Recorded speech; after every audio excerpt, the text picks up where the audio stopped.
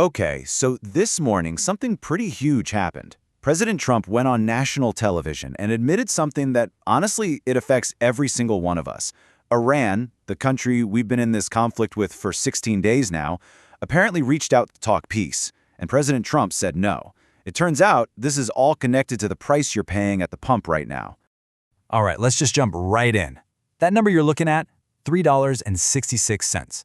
That is the national average for a gallon of gas as of this morning. Now get this, just 2 weeks ago, it was $2.94. That's a 72-cent jump in just 14 days. And this isn't just some abstract number. It's the direct cost of a war that, as we're about to find out, had a potential off-ramp. And boom, here it is. This is the quote at the very center of all of this. The president, in his own words, confirming that Iran put an offer on the table. But he's choosing to let the conflict continue, saying the terms just aren't right. So, what does that actually mean? Let's unpack it. Okay, so let's really break this down. Why did the president really admit, and what does it tell us about where this whole situation is heading? So look, here's the bottom line. It's a tale of two very different positions, right? On one side, you've got Iran signaling they want to negotiate, and that's according to the president himself. But the other side, you have a flat-out rejection. Now, the president did add that he wants a complete dismantling of their nuclear program. That's a condition Iran has never, ever agreed to, and it's way stricter than the old multinational nuclear deal. So this isn't a case of communication breakdown. It's a case where one side seems to have set a condition it already knows the other side is going to reject. And while these talks are, completely stalled, the reality on the ground is that the conflict isn't on pause. Not at all. In fact, as of this morning, it's actually expanding. These are the locations that were hit by airstrikes just this morning. This is not de-escalation. We're talking about major strategic centers, big cities. But look at that last one on the list. That one is especially important if you want to understand the money behind this war. And that brings us to Jask port. So why is hitting this place such a big deal? Well, think of it like this. Jask port is Iran's economic insurance policy. It's their plan B. It's the main way they can get their oil out to the world if the primary shipping lane, the Strait of Hormuz, gets blocked. Hitting Jask sends a crystal-clear message that the goal here is to choke off Iran's economic lifeline, its ability to sell oil. Now, in response to these new strikes, Iran's Islamic Revolutionary Guard Corps put out this statement today, and, well, it shows that, at least publicly, they are slamming the door shut on any talks. Both sides are now posturing, trying to project strength, and refusing to back down. The rhetoric is just getting tougher and tougher. On top of all this, the stalled talks, the new bombings, there is another layer of instability that's making this whole thing incredibly unpredictable. There's a massive question mark hanging over Tehran right now. And here it is, the new supreme leader, the man who took over after his father was killed just 16 days ago, hasn't been seen or heard from in public for 6 days.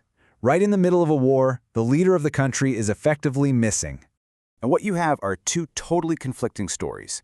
Iranian state media, they're just recycling old photos and videos.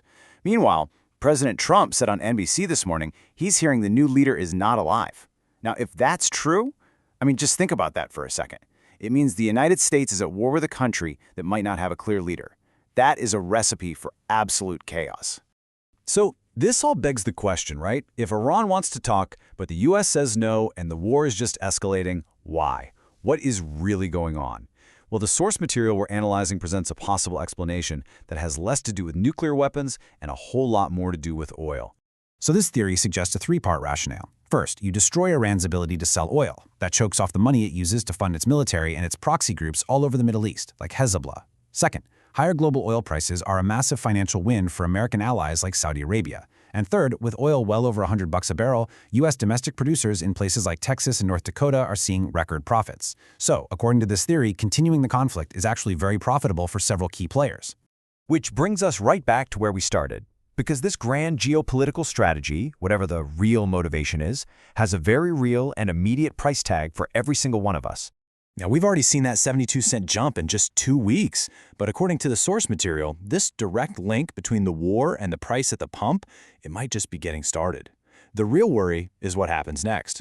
And this is the worst-case scenario that the analysis lays out. If Iran manages to fully close the Strait of Hormuz, and remember, about 20% of the entire world's oil flows through there, the projections get stark, fast. Gas prices could double. We're talking $6, maybe $8 a gallon. And it wouldn't just be gas. Everything trucked to a local store, which is pretty much all your groceries, could jump by 10 to 15%. We would be looking at a global energy crisis, potentially within weeks. So when he was asked about this very issue on NBC this morning, this was the president's response. It's a reassurance, sure, but it came with no specific plan, no timeline, and really no details on how prices are supposed to come down while the conflict he chose to continue is the very thing pushing them up. So we're left with this question, which is where our source material concludes. You have Iran saying it wants a deal. You have the president saying the terms aren't good enough. The war is getting bigger. The leadership in Iran is a total mystery. And the price you pay for gas is climbing every single day. With a peace offer rejected, then some clear financial incentives to keep this conflict going, the source material leaves us with one final pressing question.